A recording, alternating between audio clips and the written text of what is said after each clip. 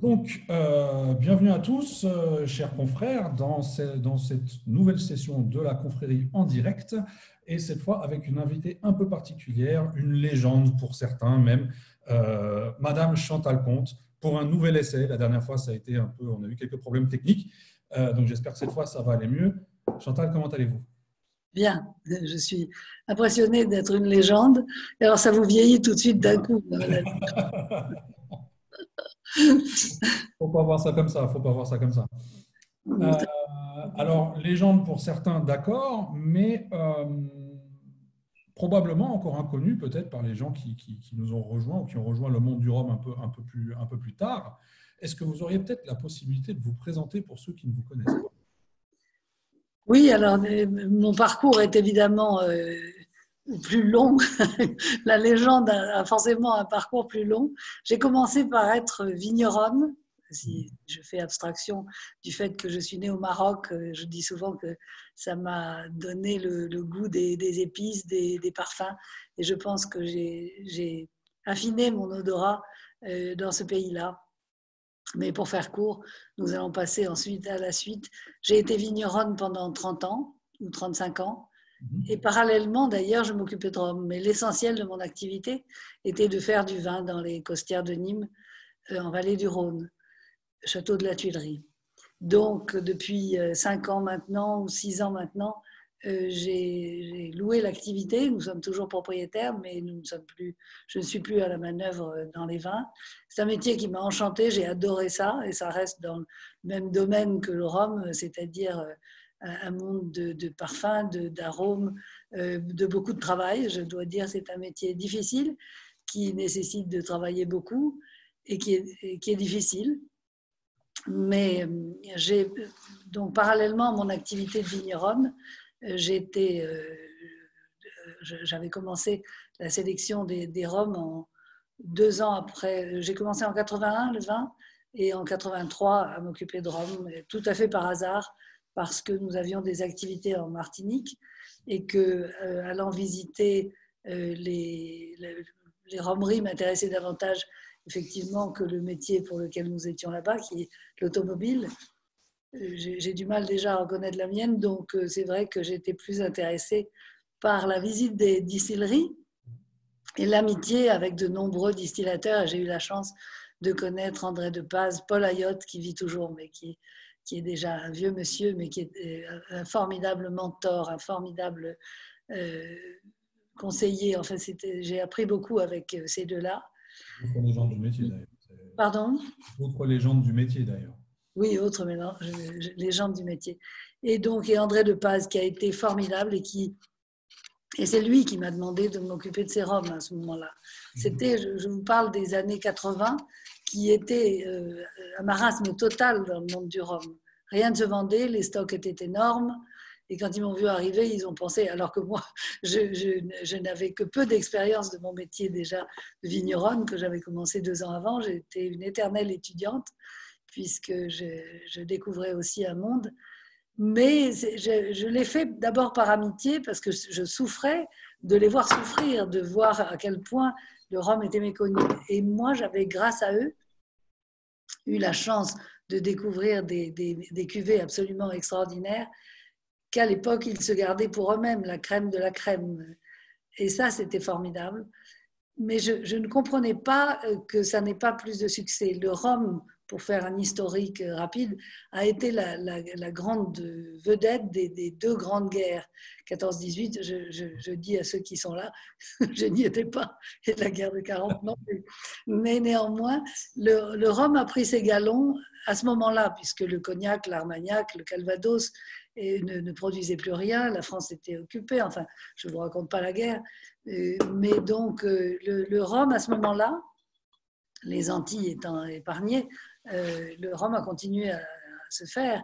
Et c'était une bénédiction, puisque ça a été le soutien des soldats, le soutien des poètes. Apollinaire en a parlé. On a des tas de témoignages que le rhum était la grande vedette de ces années-là.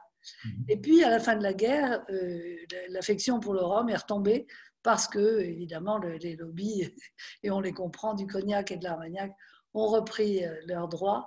et ont essayé de reprendre, d'être en tête du peloton. Donc le rhum a été à ce moment-là un peu méprisé, c'était vraiment un alcool de la guerre, etc. Et les ventes étaient difficiles. Mais c'est un alcool, je ne sais pas, vous tous qui m'écoutez que je vais le dire, c'est un alcool d'une telle complexité, d'une telle richesse, que pour moi, peut-être que je ne suis pas objective par l'affection que je porte à la Martinique et à ses acteurs, c'était pour moi c'est toujours pour moi une chose supérieure au cognac et à l'armagnac. Je suis désolée s'il y a des gens de l'armagnac qui m'écoutent et du cognac. C'est très bon, c'est excellent, mais il y a peut-être un rapport affectif en plus avec le rhum. Alors, je me pose la question justement. D'ailleurs, vous aussi qui nous regardez, si vous avez des questions, n'hésitez pas à les mettre en commentaire, comme ça je pourrai les relayer à Madame Comte. Moi, je me pose la question justement. C'est plus facile. Moi, je vous appelle Benoît, vous m'appelez Chantal. Très bien. Comment est-ce qu'on arrive justement du vin parce que je pense que quand vous êtes parti aux Antilles, voir les rhumeries, justement, vous ne connaissiez probablement pas grand-chose au rhum à l'époque déjà. Non. Voilà. Et comment est-ce qu'on passe du vin au rhum comment dire, toute l'éducation qu'il y a derrière, etc., pendant les années 80, alors que le rhum n'a absolument pas le vent en poupe, et en plus dans un domaine qui, je pense, à l'époque, était quand même majoritairement masculin, en plus. Ah oui, remarquez, le vin l'était aussi. Alors, j'aime bien les défis, justement. Et quand je me suis aperçue, alors je suis rentrée dans le vin par le même hasard que dans le rhum. Le vin, à l'époque, j'en buvais pas. Quand mon père et mon mari m'ont demandé de prendre la responsabilité de la cave, c'était comme si on m'avait proposé la chaire de chinois à la Sorbonne. Vous voyez, je ne savais rien sur le vin. Et ce qui m'a intéressé, c'était justement de commencer par apprendre. Alors j'avais aussi à commercialiser ce que j'avais en cave, ce qui n'était pas grand-chose, heureusement. Et donc, ça m'a donné beaucoup de liberté pour aller à l'Université du vin à Suze-la-Rousse, à faire des stages de caviste à l'Amphopard à Nîmes, d'aller voir les vignerons, de comprendre comment ça se passait. J'ai eu la chance très vite d'être cooptée par un club d'hommes qui, en 83, j'ai commencé le vin en 81, en 83, Vignoble et Signature, qui est un club de vignerons, chacun seul dans sa région pour ne pas être en compétition avec les mêmes appellations. Et ça a été une aubaine parce que du coup, dans ce club d'amis, d'ailleurs, ils sont très vite devenus des amis très proches, et bien dans ce club d'amis, j'ai appris beaucoup et dans des régions totalement différentes de la mienne. Donc le vin m'a passionnée. J'ai remarqué que dès que je m'occupe de quelque chose, j'ai tendance à me passionner, sinon je ne commence pas. Donc j'ai participé à un salon, mais alors là, c'était dans les toutes premières semaines de mon activité, donc je ne savais rien.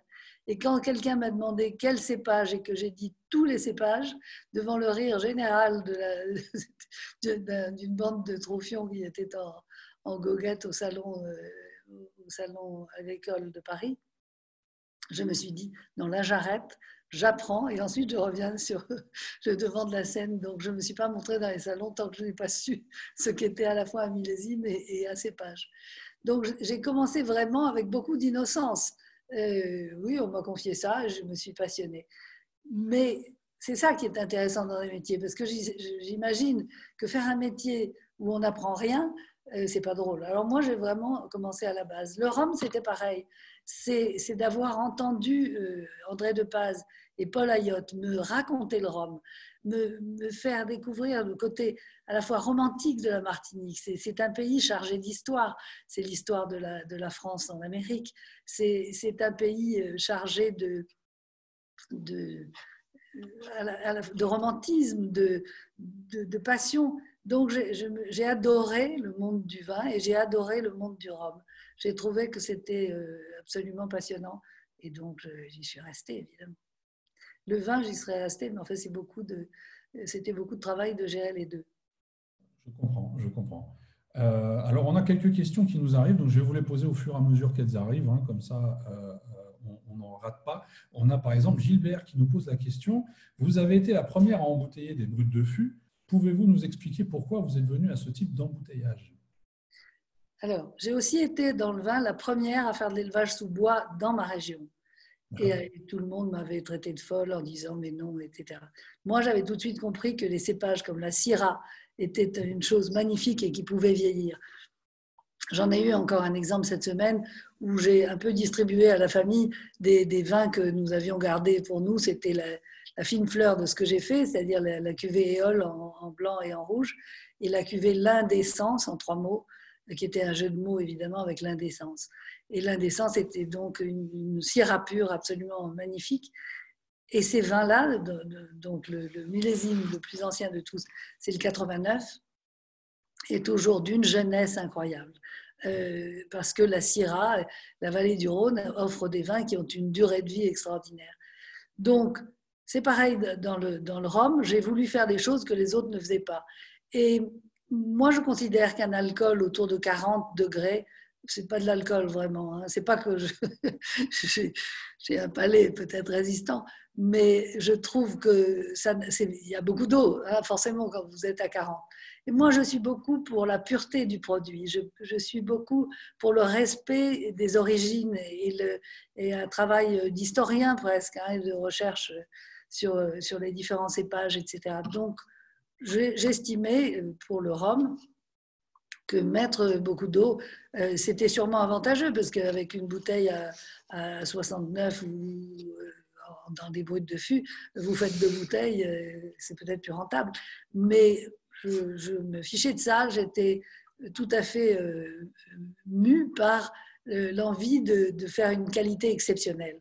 Non pas de la faire, puisque je ne suis pas distillateur, tout le monde le sait, ma fonction est différente, je sélectionne. Mais peut-être que si j'avais eu à produire, j'aurais produit des tas de choses et peut-être fait aussi, comme tout le monde, des rhums des moins exceptionnels, parce qu'il faut tout vendre dans une distillerie comme dans une cave. Mais ce qui m'intéressait, c'est le haut de gamme, le très haut de gamme. Et donc, un vin ou un alcool qui a une histoire. Et il n'y avait pas vraiment de brut de fût en Martinique. Et j'avais discuté avec des chefs étoilés, etc., qui me disaient c'est dommage, jamais, les degrés ne sont jamais formidables dans le rhum, etc. Et c'était vrai. Et donc, je me suis dit, voilà, je vais me dédier à ce qui n'existe pas. Et c'est pour ça que j'ai commencé. Et je voulais montrer, c'est une technique de dégustation, parce qu'en fait, je ne suis pas une buveuse célèbre. On peut très bien déguster et se régaler avec quelque chose sans boire des quantités. Un brut de fût, si évidemment on boit cul sec, comme mes clients en Chine qui m'avaient effrayé, ça n'est plus que du feu.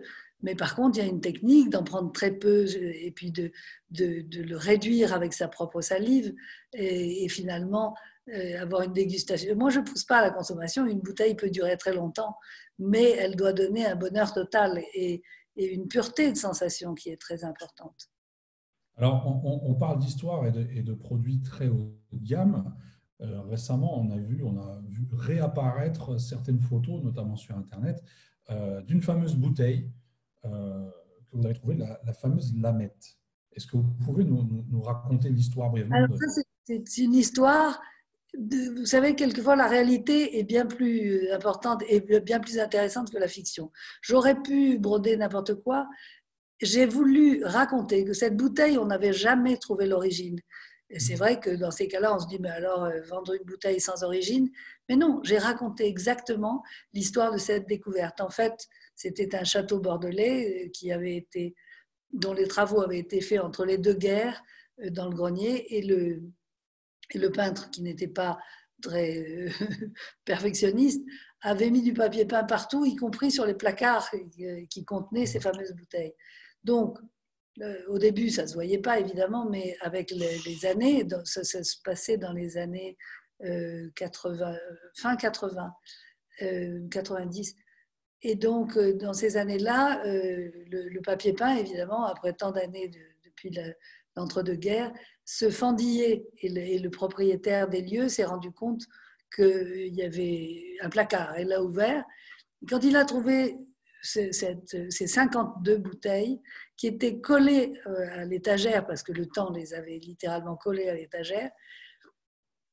Il a téléphoné à Goemio en demandant une expertise par quelqu'un. Et Goemio lui a dit, adressez-vous à Chantal Comte. Il n'y avait pourtant pas très longtemps que j'avais commencé. Mais donc, voilà. Et je suis allée dans ce château, j'ai vu ces bouteilles, c'était quand même extraordinaire. Et, Qu'est-ce que ça fait de tomber là-dessus là, vous vous dites, c'est une expérience formidable et c'était une chance qu'ils aient fait appel à moi. Donc, j'ai commencé par faire l'expertise et d'essayer de voir. Alors, il y avait un inventaire parfait avec les pleins et les déliés, comme on écrivait à l'époque, etc., qui disait tout sauf l'origine. Donc, il y avait le millésime, 1886, il y avait la bouteille était une bouteille en verre soufflé à la bouche que j'ai fait analyser par l'experte du verre à l'époque. J'ai un livre d'elle, mais je ne l'ai pas sous les yeux. C'était l'experte en verre depuis l'Antiquité. Enfin, elle n'était pas depuis l'Antiquité, mais enfin, elle faisait l'analyse des bouteilles depuis l'Antiquité. C'était donc une sommité en matière d'expertise du verre. Elle m'a garanti l'âge de la bouteille. Ça remontait donc au début du 19e, dans les premières 50 années du 19e. Et cette bouteille avait été donc soufflée à la bouche. Elle avait un nom qu'au moment où je parle du rhum, j'oublie, mais Bouloutard, la Bouloutard. Elle était faite en Arles, et ça, on n'invente pas. Elle était faite dans la ville d'Arles pour être expédiée en Martinique et dans les Antilles pour contenir du rhum. C'est quand même assez formidable. Mais ça, je ne l'ai appris que beaucoup plus tard par une émission des Racines et des Ailes ou Thalassa, une émission sur Thalassa. Et donc, ça, c'était formidable. On avait l'impression quand même. Et la chose plus extraordinaire, c'est que le château en question, en Bourgogne, s'appelait aussi Château de la Tuilerie. C'était la marque de mon vin. Il y a des moments où vous vous dites, il y a quand même beaucoup de choses qui... Et le bouchon était aussi d'origine. J'ai tout fait analyser. C'était vraiment... Et le bouchon d'origine était une passoire en réalité. Donc les bouteilles, heureusement, avaient été stockées debout, ce qui est le cas de tous les alcools, tout le monde le sait. Le vin, on le couche, mais l'alcool, on le maintient debout. Et heureusement qu'il l'avait fait. Il y avait des niveaux différents, hein, suivant l'évaporation de chaque bouteille. C'était impressionnant. Et j'avais jamais eu une telle émotion dans le domaine des alcools. Et du coup, j'ai fait mon expertise. C'était quand même le rhum le plus vieux dont on avait connaissance. Donc, j'ai mis un prix très haut, qui était le propriétaire en était ravi. Puis, je suis rentrée à Nîmes le soir. J'ai passé une nuit blanche en repensant à cette expertise. Et le matin, je me suis dit non, ça c'est pas possible, il faut que je l'achète. Et donc, j'ai acheté les 52 bouteilles au prix fort que j'avais donné. Je n'ai pas négocié. Et donc, et voilà. Et ensuite, le problème était de les expédier. Alors, je n'ai pas voulu coller d'étiquette. Toujours dans le respect de la pureté du produit, il n'avait pas d'étiquette, il avait cet inventaire. J'ai simplement mis une étiquette, un petit livret de cuir suspendu au col de la bouteille, et j'ai fait faire un très beau, une très belle boîte. Je dis boîte parce que c'est pas une caisse bois, c'est une boîte en marqueterie de bois précieux. Et alors ça, j'avais trouvé l'artisan qui m'a fait ça, j'étais ravie. Et je l'ai expédié en demandant au transporteur de l'époque, je ne sais plus si c'était DHL, mais enfin c'était un genre, de l'expédier debout à travers le monde. Et ça avait un prix aussi. Donc, parce qu'effectivement, si on l'avait couché à un seul moment, on perdait le liquide. Donc, je n'ai pas non plus ciré les bouteilles. Je ne voulais toucher à rien parce qu'ayant fait l'essai sur l'une d'entre elles, la cire a fait exploser la bouteille qui était donc pleine de bulles puisqu'elle était soufflée à la bouche. Donc, je n'ai rien changé à ce que j'avais trouvé. Je n'ai même pas enlevé la poussière, je n'ai pas enlevé... je l'ai vendu avec le plus grand respect du produit. Alors, la question qu'on se pose tous, je pense maintenant, c'est est-ce que vous en avez goûté? Oui, alors la première que j'ai cassée, forcément, je l'ai goûtée. Ça aurait été idiot de la jeter. Et j'étais à ce moment-là dans ma cave avec un journaliste célèbre à l'époque qui s'appelait Michel Smith et qui a eu cette émotion formidable en même temps que moi de goûter. Je dois dire, je dois dire que l'honnêteté me pousse à vous dire que la dégustation n'est peut-être pas celle de cette bouteille-là que je considère supérieure en dégustation, parce que c'était très vieux, c'était très oxydé, c'était très, sans doute qu'à l'époque aussi on aimait le caramel, donc c'était très sirupeux, on avait l'impression de verser des hydrocarbures, et le parfum était aussi celui d'hydrocarbures. C'est-à-dire quelque chose qui d'ailleurs est le cas des grands vins. Hein. Un vieux sauterne peut avoir des arômes d'hydrocarbures et ça n'est pas un défaut. Mais c'était un produit très gras, très lourd. Je ne vous dirais pas que c'était une émotion parce qu'on buvait de l'histoire, mais je ne vous dirais pas que c'était la meilleure dégustation que j'ai faite dans ma vie. Mais quelque part, on goûte quand même un bout d'histoire et je pense que c'est là où… C'est ça qui est extraordinaire, c'est de se dire que voilà, la puissance des alcools, c'est quand même la durée de vie aussi. Hein. C'est quelque chose d'extraordinaire. Mais Alors, depuis, vous avez travaillé avec de nombreuses maisons antillaises, que ce soit en Martinique ou en Guadeloupe. Alors, on a Olivier, lui, qui nous pose la question s'il y a une distillerie avec laquelle vous souhaiteriez travailler, avec laquelle vous n'avez pas encore eu l'occasion de le faire.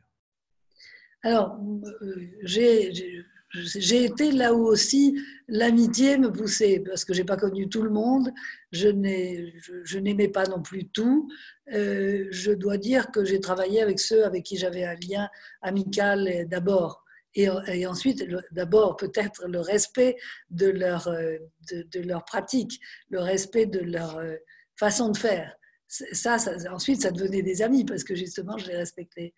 J'ai pas travaillé avec tout le monde et j'ai quelquefois peu travaillé avec certains parce que c'est comme dans tout, il faut des liens de respect et d'amitié et aussi je n'étais pas agent, moi je n'étais pas obligée d'acheter du rhum, je fais ce que c'est André de Paz qui m'avait dit moi je souhaiterais que tu t'occupes de mes rhums mais sous ton nom, parce qu'il avait des contrats avec certains distributeurs, et il me dit, tu n'es pas agent, tu es quelqu'un qui le fait par amitié, donc tu dois créer ta propre marque et tu dois le faire sous ton nom. C'est lui qui l'a fait, parce que moi, au début, je voulais vendre du De Paz pour l'aider, mais c'était juste un geste amical. Je n'avais pas décidé d'en faire ma carrière. Et c'est à ce moment-là quand il m'a dit ça, j'ai dit oui, au fond, bah oui, je vais développer ça. Mais je dois dire, quand André de Paz a vendu, et puis ensuite, quand il est mort, bon, il y a un moment de désespoir où je me dis, est-ce que je vais bien continuer ce métier pour lequel j'avais surtout une attache sentimentale. Et donc, j'ai finalement trouvé aussi d'autres choses qui m'ont impressionné. Il y a des caves, il y a des distilleries, je mélange un petit peu les caves et les distilleries, c'est mon passé. Il y a des distilleries avec lesquelles je n'aurais pas voulu travailler, qui n'avaient pas les bonnes pratiques à mon sens et dont les produits ne me plaisaient pas. Et puis il y a eu aussi des moments où j'ai travaillé par exemple avec Lamoni au temps de Jean-Pierre Bourdillon, qui était un garçon formidable et un ami que nous aimions beaucoup, mais qui était surtout quelqu'un qui a beaucoup fait pour le rhum. Il n'était pourtant pas martiniquais, donc les secours peuvent venir d'ailleurs quelquefois. Et donc, j'ai même fait pour lui le dessin de la cuvée du Nouveau Monde. Et on a beaucoup échangé. Je lui ai conseillé à l'époque, on se battait pour devenir AOC dans le vin, en Costière de Nîmes. Donc j'étais en contact avec l'INAO, et donc je lui ai dit, mais pourquoi ne pas se battre pour obtenir l'appellation pour le rhum de Martinique? Et donc c'est comme ça que ça a commencé. Enfin, après, il a fait le boulot, mais néanmoins, j'étais dans cette mouvance, j'étais dans cette ambition aussi pour le rhum de Martinique. L'appellation que beaucoup contestent, etc., c'est une formidable barrière contre les abus. Ça a beaucoup régulé aussi le problème des millésimes qui étaient quelquefois pas tout à fait honnêtes, etc. Donc voilà, moi je suis très légaliste. J'estime que certaines barrières vous protègent. Et la liberté, elle commence par avoir des limites de ce qu'il faut faire et de ne pas faire. Et Appellation AOC qui va déjà fêter ses 25 ans l'année prochaine. Exactement. Voilà. Alors, on a quelques professionnels qui nous regardent également. Et là, on a Morgane qui nous dit que vous êtes une des précurseurs en termes d'embouteilleurs indépendants. Et il demande ce que vous pensez des nouveaux embouteilleurs indépendants et si vous avez des conseils à leur donner. Alors, je dirais même que je n'étais pas parmi les précurseurs. Ça va vous paraître prétentieux. J'ai été la première parce que, en fait, j'ai inventé ce métier. Il n'y avait pas de c'est un métier qui existait en Écosse. Les blenders butlers sont ceux qui font les blends, les assemblages, et qui les vendent sous leur marque. Ça, moi, j'aime beaucoup le whisky par ailleurs, et ça m'intéresse aussi beaucoup parce que bon, je n'ai pas l'ambition maintenant de commencer une carrière de blender butler en Écosse, mais néanmoins, c'est un produit qui rejoint aussi le rhum dans sa dégustation et qui est très intéressant. Je fais souvent des mano à mano de workshops où on déguste des whiskies et des rhums sur des choses, des tapas, etc. Et on voit ce qui va le mieux. Dans certains cas, c'est le whisky et dans certains cas, c'est le rhum. C'est intéressant justement de faire ces essais. Et donc, j'ai été la première, et c'est pour ça qu'il n'y avait pas d'antériorité, je n'avais personne à qui demander comment faire, etc. J'ai inventé le métier pour le rhum. Alors, vous savez, Coco Chanel disait que si on n'est pas imité, c'est qu'on n'est pas bon. Et donc, je n'ai pas vu l'arrivée d'autres embouteilleurs indépendants comme une menace ni rien du tout. Au contraire, je trouve ça formidable. Et certains sont venus me demander conseil et donc ils m'ont rendu visite. Donc, je dois dire que c'est très bien que ça se perpétue. Hein. Je suis tout à fait. Je n'ai pas l'ambition de garder mon précaré à moi toute seule. Alors, et la seconde question, alors est-ce que vous auriez un conseil à donner aux jeunes embouteilleurs indépendants qui démarrent? Alors, c'est vrai que j'ai eu la chance, moi, d'arriver à un moment où il y avait beaucoup de produits, où tout le monde était vendeur. Et donc, c'est vrai que maintenant, c'est un peu plus difficile. Mais la passion et la jeunesse étaient une grande richesse. Et donc, je suis sûre qu'ils arriveront à faire des choses bien, à condition qu'ils soient très exigeants sur ce qu'ils veulent. Alors, je vous dis encore une fois, moi, ce n'était pas mon métier premier.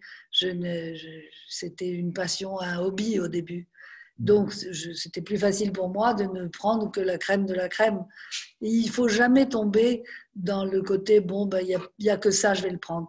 Moi, je suis restée des années sans trouver et je n'ai pas remplacé le produit. J'ai attendu que ça revienne. Mais bon, peut-être que je pouvais le faire aussi, parce que, encore une fois, mon métier premier, c'était le vin.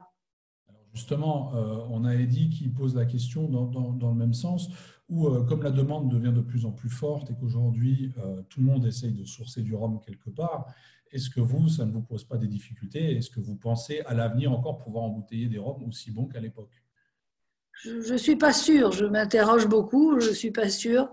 Et si ça s'arrête, ça s'arrêtera. On a tous une fin, le rhum aussi.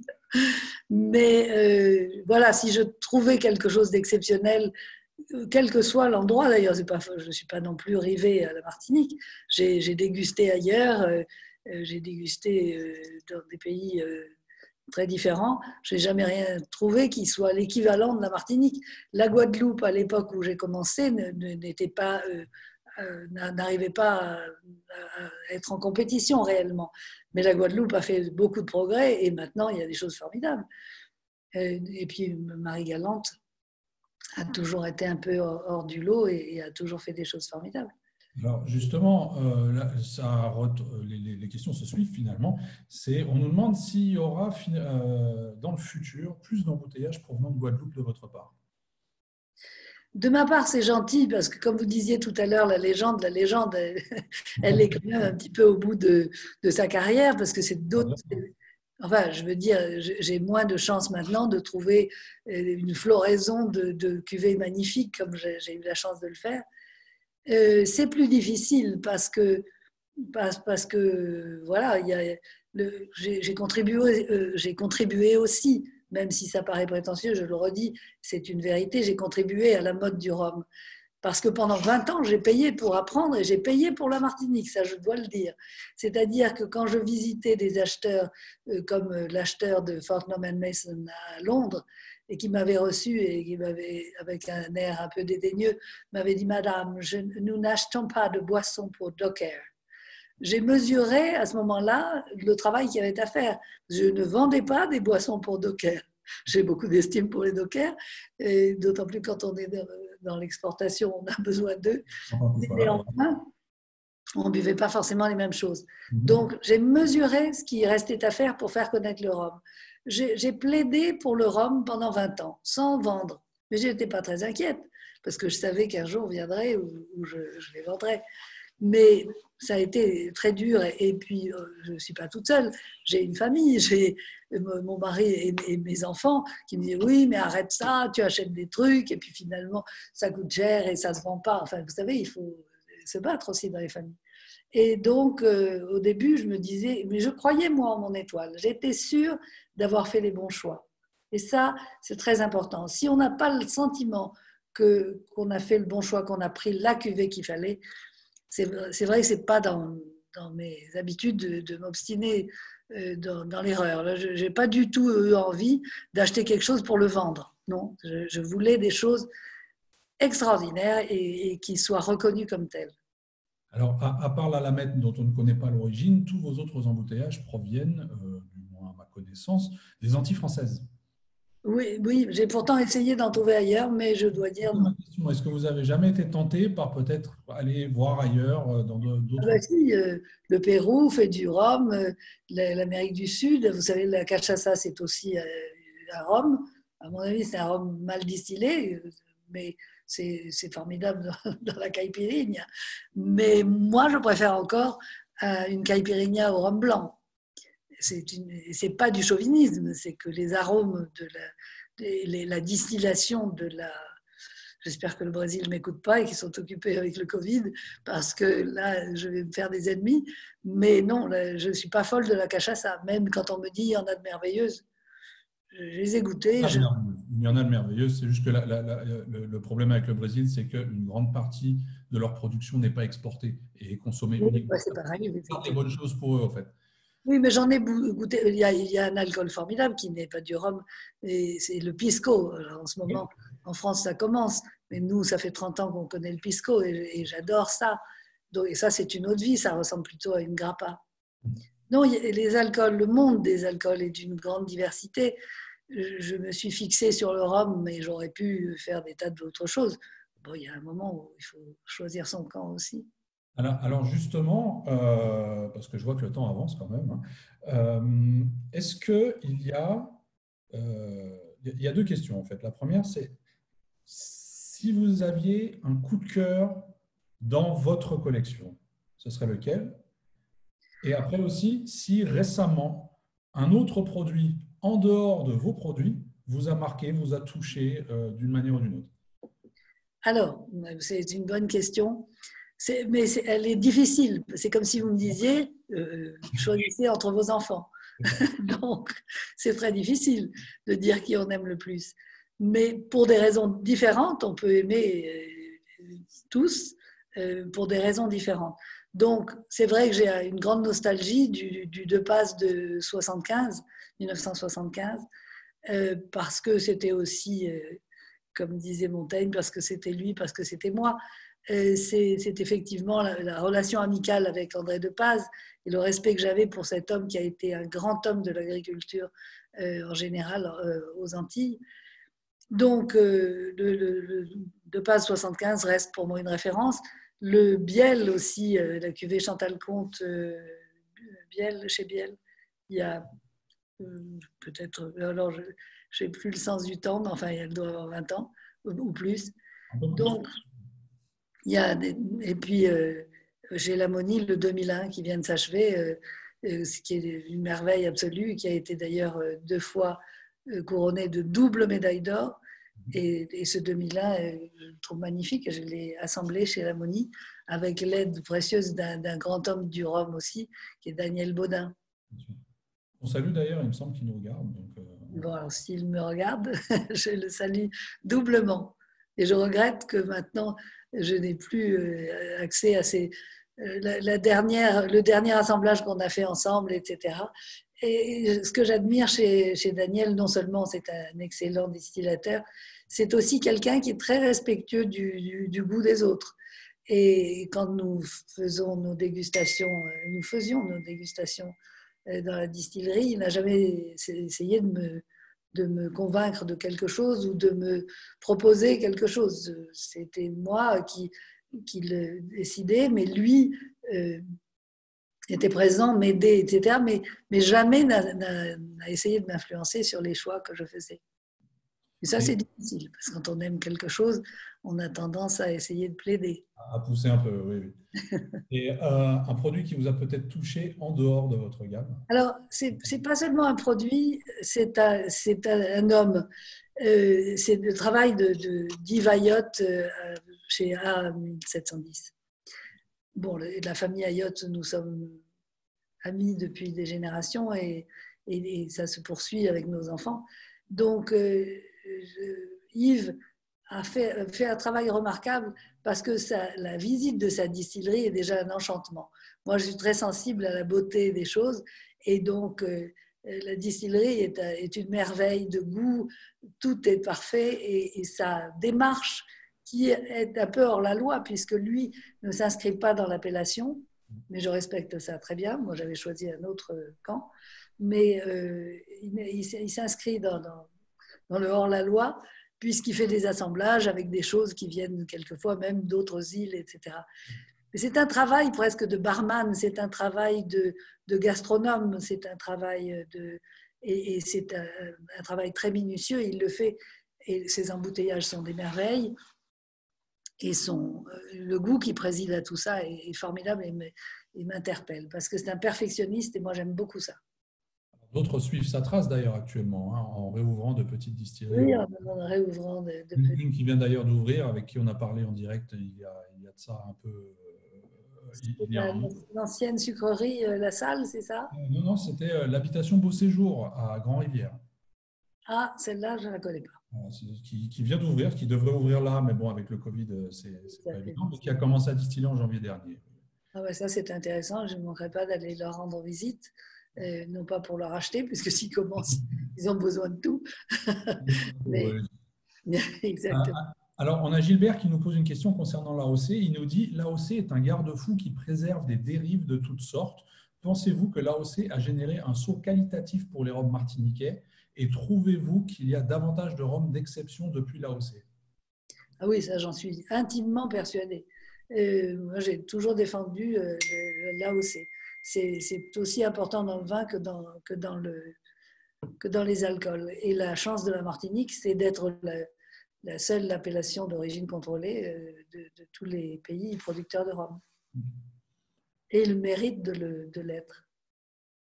Alors, ça m'amène à ma question suivante qui est posée à plusieurs reprises, donc je vais la résumer.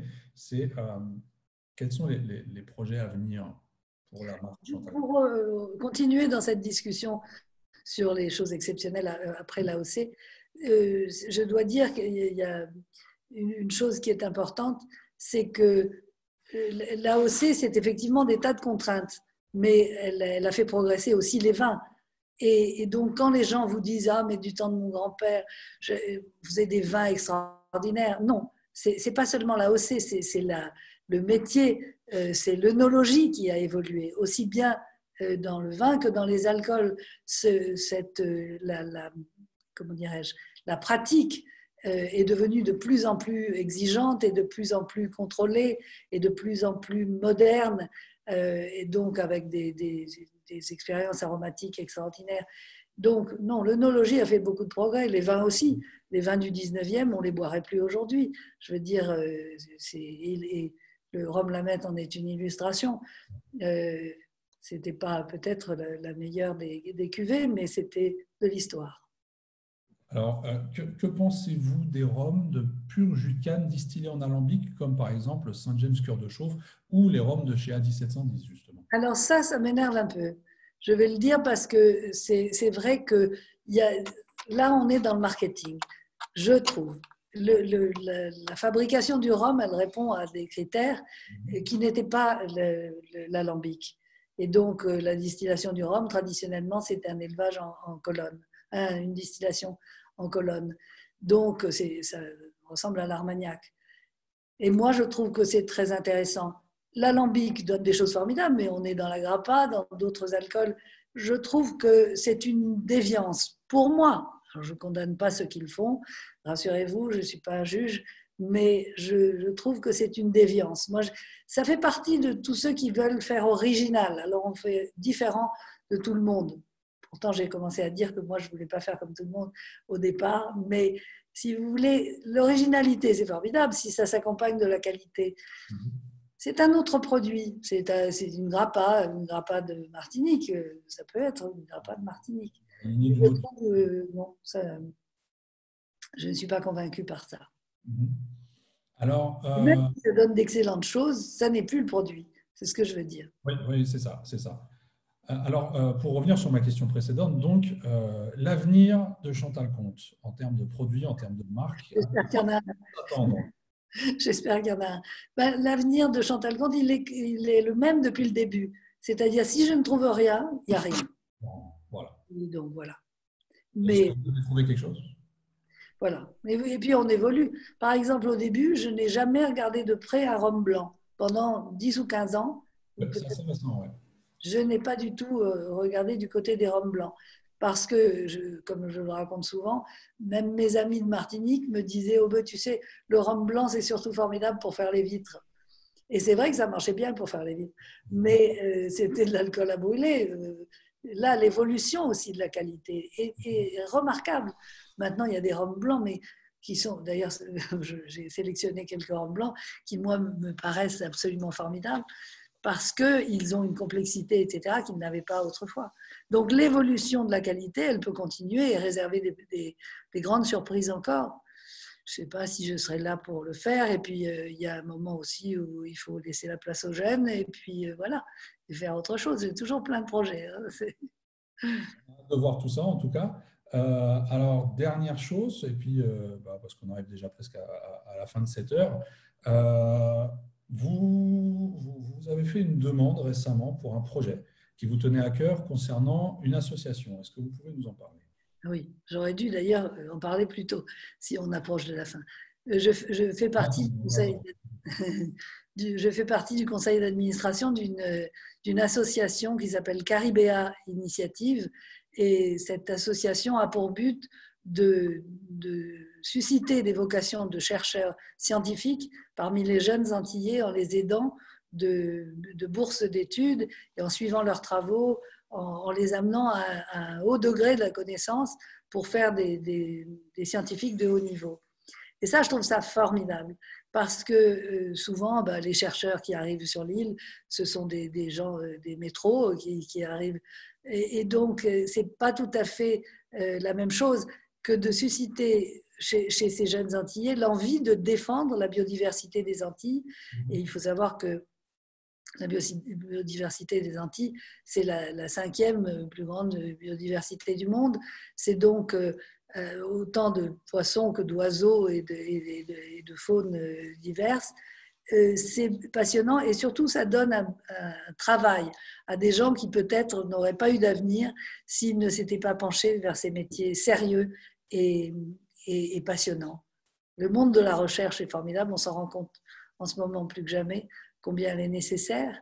Et donc, c'est une chose, je me suis engagée là-dedans avec énormément. Ils sont venus me chercher, hein, je ne connaissais pas. Et je dois dire, j'ai eu envie de les aider. Donc, toutes mes cuvées sont caritatives depuis des années. Elles portent le logo de Caribéa Initiative. J'ai essayé de susciter la même passion parmi d'autres distillateurs. Pour l'instant, je n'ai pas été suivie. Mais si on donne pour chaque bouteille vendue une somme qui peut être variable à cette association, on donne autant de chances à de jeunes Antillais de pouvoir travailler dans ces métiers d'avenir et puis et de garder la biodiversité essentielle des Antilles. Alors, justement, par rapport à ça, j'ai voulu pour ça, on en a parlé ensemble et vous m'avez orienté vers ma part des anges. Donc, la confrérie du Rhum est à la base de ce projet, puisqu'on l'a évoqué ensemble. Et je vais mettre à partir de vendredi 22, 11 bouteilles, je crois, en vente aux enchères sur eBay. Et que ma part des anges va Voilà. animer. Grâce à la collaboration donc de ma part des anges qui va faire ça donc en collaboration avec nous. Parce que je sais à peine comment ça marche sur eBay, donc je les laisse faire. Et ce sont de très belles bouteilles. Je ne suis pas remontée aux origines parce que je n'ai pas eu, bêtement, une politique de garder des cuvées. J'ai travaillé avec de grands chefs étoilés. Alors quand quelqu'un comme Ducasse, avec qui a été le premier client parmi les étoilés Michelin à travailler avec mes rhums, et quand il me demandait 12 bouteilles et que c'était les dernières, j'ai bêtement dit non, on ne peut pas refuser. Donc, c'est dommage, mais les très vieux millésimes, je n'en ai plus. Est-ce que vous pouvez nous dire en avance quelques-unes des bouteilles qui seront disponibles dans cette vente aux enchères ou on garde le secret jusqu'à vendredi? On garde peut-être le secret jusqu'à vendredi. En tout cas, on va le rappeler. Donc, ma part des anges proposera une vente aux enchères en collaboration donc avec Chantal Comte et la confrérie du Rhum de quelques bouteilles de la collection privée de Chantal Comte à partir du 22 mai. Du 22 à 20h et ça va durer jusqu'au 29. C'est ça. Voilà. Donc, vous aurez environ une semaine. Et toute la somme recueillie, bien sûr, ne passe pas du tout entre mes mains. Elle va directement à l'association Caribéa Initiative. Voilà. Alors, écoutez, Chantal, moi, je vous remercie pour cette entrevue. Finalement, on l'a fait. Voilà, oui. La technique ne nous a pas trahis cette fois. C'est ça, c'est ça. Je m'excuse si on n'a pas pu répondre à toutes les questions. J'ai vu qu'il y en avait vraiment beaucoup, mais le temps nous manque, malheureusement. On le refera peut-être à l'occasion. En tout cas, moi, je vous souhaite une bonne fin de journée. Merci vous aussi et à tous ceux qui ont eu la gentillesse de m'écouter. J'espère que c'était clair et je suis d'ailleurs à leur disposition s'ils veulent me poser des questions en m'écrivant à Rome au singulier @chantalcomte.com. Voilà, vous avez toutes les informations, donc n'hésitez pas à envoyer vos questions à Chantal. Merci à vous tous et merci à vous qui avez très bien animé cette discussion. Et puisque Géry Gitani nous a lâchés. Voilà. Nous a lâchés. On le salue quand même. Il était de garde. Merci beaucoup. Merci Benoît. Au revoir. Au revoir à tous.